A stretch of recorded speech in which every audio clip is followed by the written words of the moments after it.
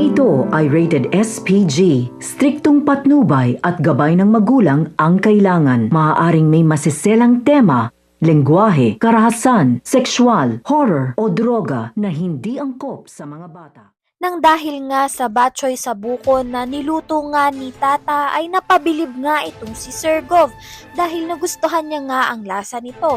Pati na nga rin itong si Francis ay napabilib nga rin dahil hindi nga niya inaasahan na magaling ngang magluto itong si Tata. Kaya naman tuloy na tuloy pa rin nga ang pagpapanggap nga nito ni Tata bilang ang si Venice dahil nga natuwa nga rin sa kanya si Vivian. Ngunit akala nga ng lahat ay si Tata ay si Venice, kaya naman nga patutulugin nila ito sa isang kwarto kasama nga itong si Francis. Mahihirapan nga itong si Tata dahil hindi naman nga siya ang tunay na Venice.